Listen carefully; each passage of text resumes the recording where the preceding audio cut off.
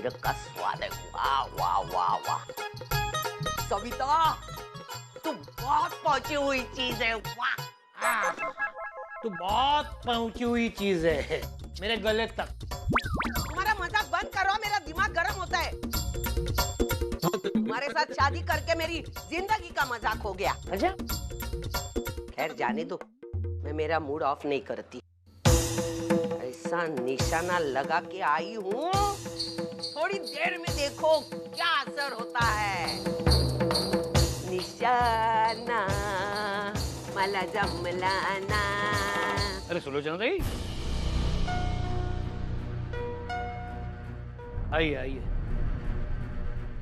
आज अचानक यहाँ? अरे मैंने बुलाया है इनको। आइए ना, आइए, बैठिए बैठिए ताई। मैं ये देने आई। क्या है ये? आपने जो बैंगन खरीद कर दिए थे ना, उनका भरता बनाकर लाई।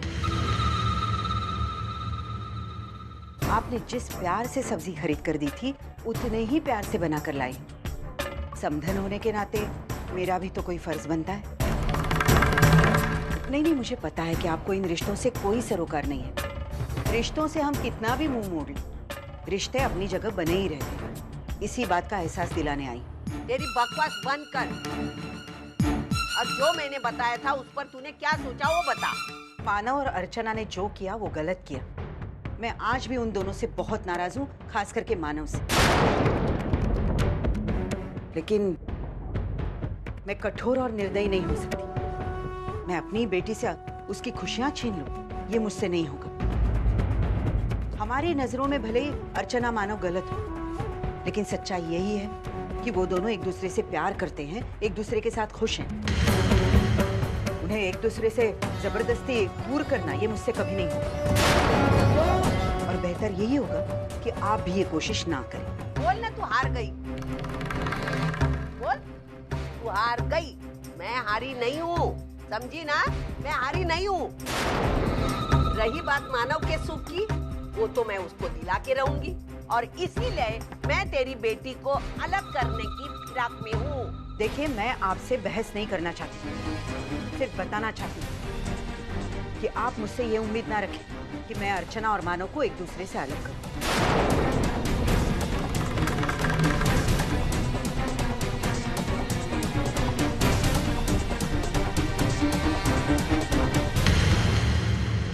बेटी एक कमीनी, वहाँ 10 कमीनी। लेकिन ध्यान में रखना, ये सविता से टक्कर ली गई, छोड़ूंगी नहीं मैं तुझे। मुझे पता है आप लोग को ये मेरा फैसला सही नहीं लग रहा होगा, लेकिन अर्चना की तबीयत इतनी खराब थी कि मेरे पास कोई दूसरा रास्ता नहीं था। मानव, एक तरह से तुमने बिल्कुल सही किया, बिल्कुल ठीक किया। तुम लोग बैठो, मैं कुछ मिठाई लेके आता हूँ। बैठो।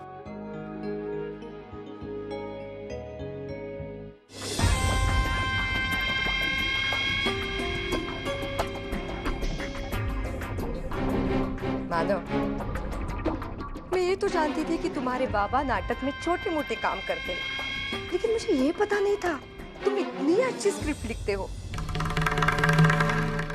तब समझा नहीं समझे? तुमने जो कहानी बनाई है ना अर्चना की बीमारी की, काफी इंटरेस्टिंग।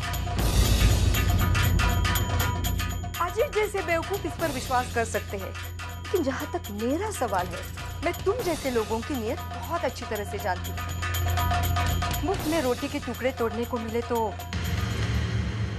भाई, अब दादा से ऐसे बात क्यों कर रही है?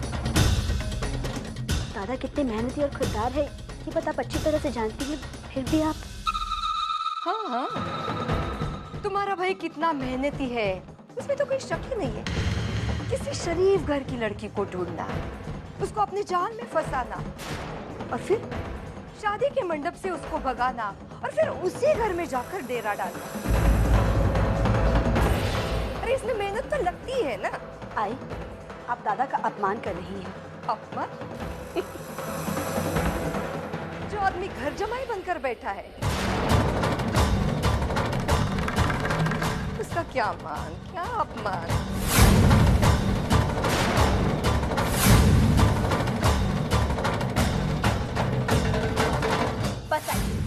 बहुत हो गया। अब मैं दादा के खिलाफ एक शब्द भी नहीं सुनूंगी। दादा और बहनी इतनी देर से इसलिए बर्दाश्त कर रहे हैं क्योंकि ये मेरा ससुराल है और आप मेरी सास। इनके पास कहने के लिए और भी बहुत सारी बातें हैं। और आई, आप एक बात याद रखिए, आप जिन पर उंगली उठा रही हैं ना, एक वक्त ऐसा था जिनकी कमाई पे एक घर चलता था। कोई अधिकार है अपने से किसी बात का अधिकार दिखा रही है? क्यों?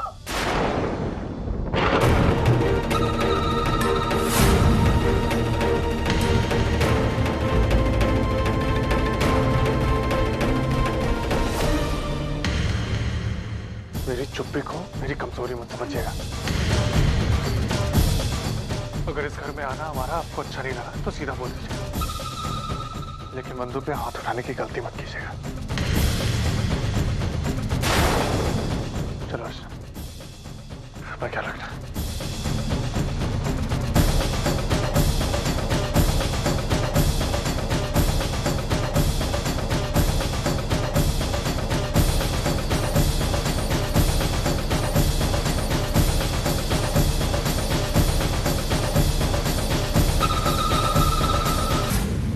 गर्मा गर्म जलेबी है। और कहाँ गए मानव अर्चना? नाराज होकर चले गए दोनों। नाराज? लेकिन क्यों? सच्चाई तो सबको कड़वी लगती है ना जी। अब तू ही बता मुझे, मैंने क्या गलत बोल दिया? मैंने मानो सुख सिर्फ इतना कहा कि तू अपने लिए दूसरा ठिकाना ढूंढ ले। अरे घर जमाई बनकर रहने में किसी का भी हित नहीं है और उसमें उसकी भी बेइज्जती है। तो फिर क्या कहा मानव ने? ना क्या है बेटा मुझ पर ही चिल्लाने लगा। नहीं है जी। अरे क्या नहीं, क्या नहीं? तो क्या मैं झूठ बोल रही हूँ? तो अपने भाई की तरफदारी करेगी ना? कितना कुछ सुना कर चला गया मुझे। कहने लगा ये तो मेरा निजी मामला है, उसमें दखल अंदाजी करने वाली आप कौन हो? ऐसा कुछ भी नहीं हुआ था जी। अगर ऐसा कुछ नहीं है तो तेरा भाई यहाँ से चला क्यों गया? लेकिन ये सारी बातें मैं तुझे क्यों सुना रही हूँ? तू तो मुझ पर विश्वास ही नहीं करेगा। तुझे तो अपनी आई से ज्यादा अपनी बीवी पर, उसके भाई पर विश्वास है। नहीं आई, वो ऐसी बात नहीं। लेकिन अजित, इस बार मानव गलत है, 100% गलत है। ठीक है, उसने मेरा अपमान किया, मैंने तो सहा उसे। लेकिन लोग बोलेंगे, लोग जरूर बोलेंगे, जरूर बोलेंगे, है ना?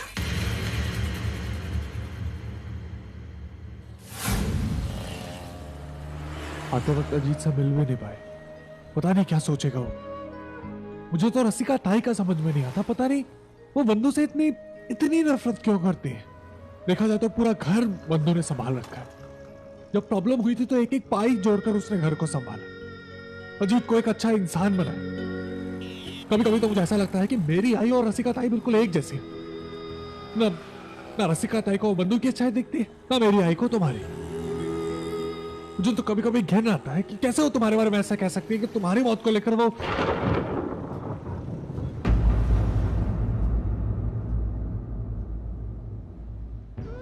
मानव, आप बिल्कुल चिंता मत कीजिए, मैं आई का दिल फिर से जीतने की पूरी कोशिश करूंगी। तुम्हारी यही उम्मीद, यही हौसला मुझे जीने की ताकत देता है,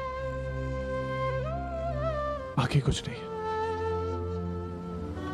सच कहूं मानव, तो आजकल मैंने फिक्र करना ही छोड़ दिया है, यहाँ तक कि पैसों की भी नहीं, क्योंकि मुझे पता है कि आज नहीं तो कल आपकी नौकरी जरूर लग जाएगी और हमारी सारी मुश्किलें दूर हो जाएंगी।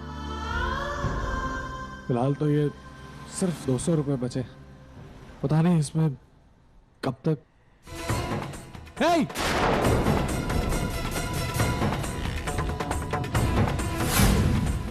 पकड़ो इसे। पकड़ो इसे। भाग रहा है, चोरी करके भाग रहा है, पकड़ो इसे। क्या है? पकड़ उसको, पकड़। आज किधर भागता है, चोरी करता है, हाँ?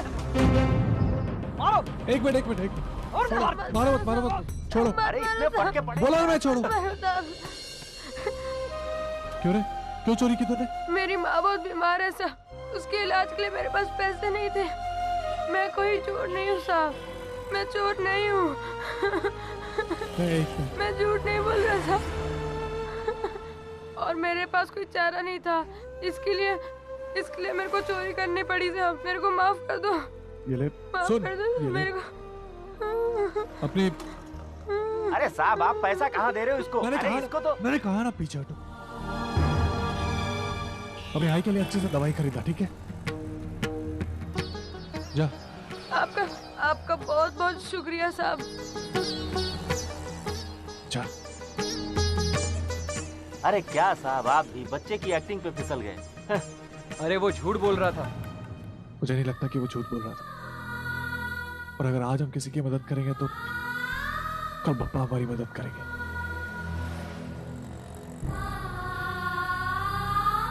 आपकी यही बात आपको सबसे अलग बनाती है। चलो।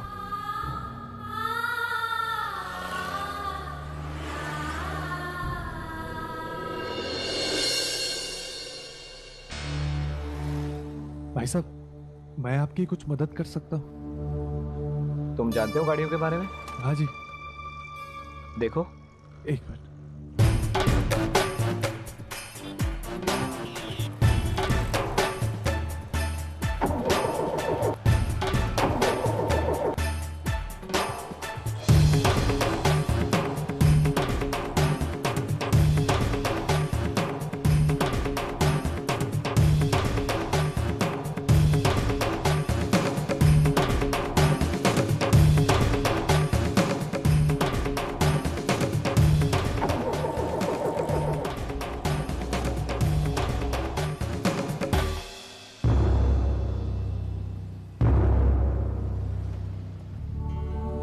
लीजिए, आपकी कार ठीक हो गई। थैंक्स यार, तुमने मेरी बहुत बड़ी मुश्किल आसान कर दी।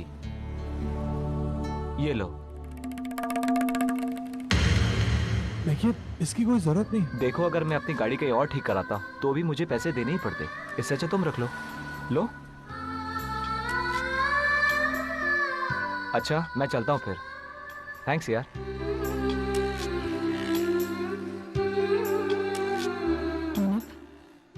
आपने बिल्कुल सही कहा था मानव, कि अगर हम एक हाथ से किसी की मदद करते हैं तो बप्पा हमारी 1000 हाथों से मदद करता है।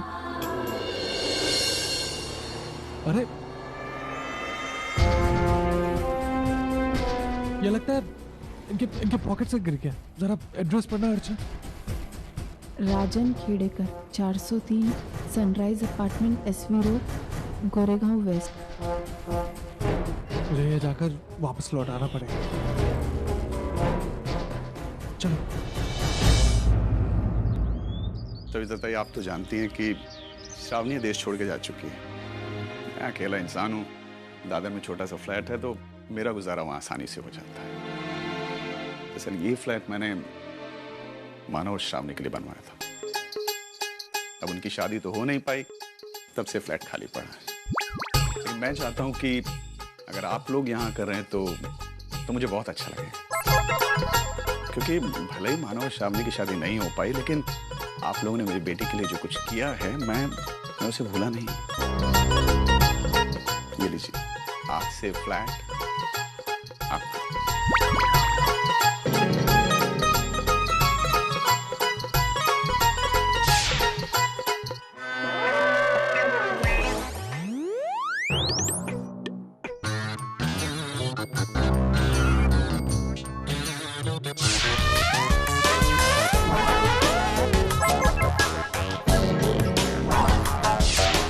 गुरुजी, मुझे लग रहा है मैं सपना देख रही। आपको बिल्कुल ठीक लग रहा, आप सपना ही देख रही हैं। सविता, सविता, सविता।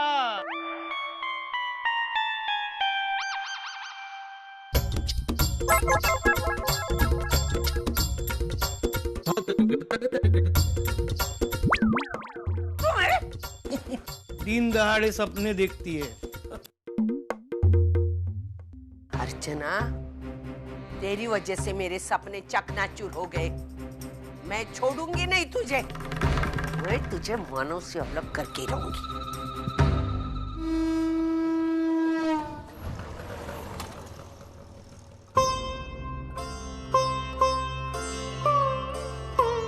आई वगैरह सुमित्रा का कि यहाँ गए, लेकिन अभी तक आए कैसे नहीं।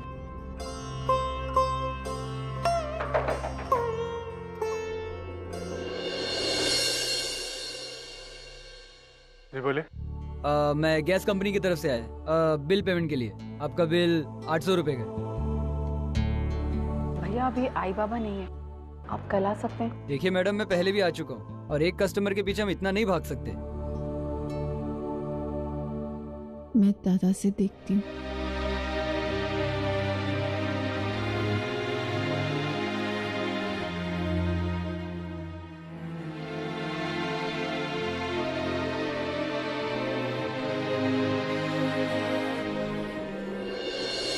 नहीं सब ठीक है, उसने खाने पर भी बुलाया हमें। दादा वो बाहर गैस वाला आया है, उसको पैसे देने के। मैं देखता हूँ।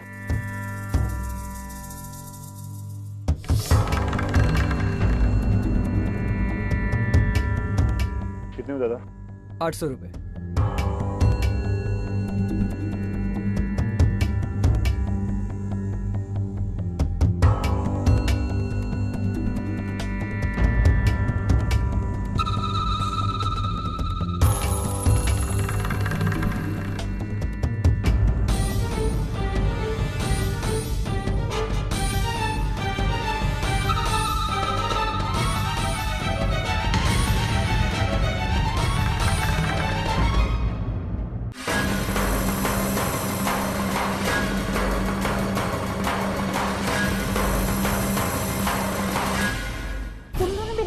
घर में यहाँ का खाते हो पीते हो, तो इस घर का एक आध खर्चा उठा नहीं सकते तुम? जब इसके पास में 1000 रुपए थे तो तुम फिर विनोद से पैसे मांगने के लिए क्यों आए? भैया आप गलत समझते हैं कि मानव के पैसे नहीं है। हम आ रहे थे तो एक आदमी के पर्स में से ये पैसे गिर गए तो। और चुप प्लीज, चुप रह, इतना भी झूठ मत बोल। नहीं, मैं क्यों झूठ बोलूंगी? अरे क्या हुआ, तुम दोनों इस तरह झगड़ा क्यों कर रही हो? अच्छा हुआ है कि आप लोग आ गए। अभी अभी वो गैस वाला आया था, उसको कोई 800 रुपए देने थे, तो ये महारानी आ गई विनोद के सामने हाथ पसारने के लिए। अरे जबकि मैंने देखा कि मानो के पास में 1000 रुपए थे। देखिए मैं आपको पैसे दे दूंगा, लेकिन आई ये पैसे मेरे। हो सकता है ये लोग तुम्हारी चिकनी चुपड़ी बातों में आ जाए, लेकिन मैं आने वाली नहीं हूँ। मैं तुम्हें बहुत अच्छी तरह जानती हूँ।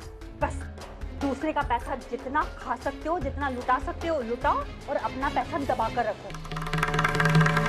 यही फितरत है तुम्हारी कि 2 वक्त की रोटी मुफ्त में खाओ, और अगर हमें जरूरत पड़े तो 4 पैसे भी न दे सको हमें। बस करो मंजू, क्यों बात का बतंगड़ बना रही हो? देखो, अर्चू और मानव को हम लेकर आए हैं यहाँ। अपनी खुशी से हमने उनकी जिम्मेदारी ली है, तो फिर वो लोग यहाँ के घर के खर्चे में अपना हाथ क्यों बटाए? ये उम्मीद ही नहीं है उनसे, तो फिर तुम इतना क्यों? प्लीज बाबा, माना कि हम लोगों ने इनकी जिम्मेदारी ली है, लेकिन आप भी अच्छी तरह जानते हो कि हमारे घर पर पैसों का पेड़ नहीं है। मैं और विनोद दिन रात खटते हैं, तब जाकर 4 पैसे कमाते हैं, और फिर हमारा घर चलता है। हमने इनकी जिम्मेदारी उठाई है, इसका ये मतलब तो नहीं है कि ये दोनों उस बात का नाजायज फायदा उठाएं। बस करो ना मंजू, बंद करो ये सब। मंजू, माना कि तुम दोनों कमा रहे हो, खर्चा कर रहे हो, हम भी तो अपनी तरफ से पैसे दे ही रहे हैं ना। और अभी इन्होंने कहा ना कि अर्चना और मानव का खर्चा हम उठाएंगे, फिर तुम्हें क्या प्रॉब्लम है? प्रॉब्लम आई, बहुत बड़ी प्रॉब्लम है, क्योंकि इस घर में जितना भी खर्चा होता है, जो भी चीजें आती है ना, वो मेरे और विनोद के कमाए पैसों से आती है। पैसा पैसा पैसा, पैसे के आगे तुम्हें कुछ नहीं दिखता? नहीं दिखाई देता है। क्या करूं, क्योंकि आप लोग मुझे इससे आगे देखने का मौका ही नहीं देते। अरे 4 लोगों का बोझा जैसे तैसे हम ढो रहे थे, ऊपर से आपने इन दोनों को लाकर बिठा दिया। ये क्या बोल रही है? समझाओ जरा इसे। किसी को मुझे कोई समझाने की जरूरत नहीं है, और मैं समझने वाली भी नहीं। अब क्या करना है और कैसे करना है, ये मैंने तय कर लिया है। आई बाबा, हम सब लोग आज से इस छत के नीचे तो रहेंगे, लेकिन हमारी गृहस्थी अलग होगी।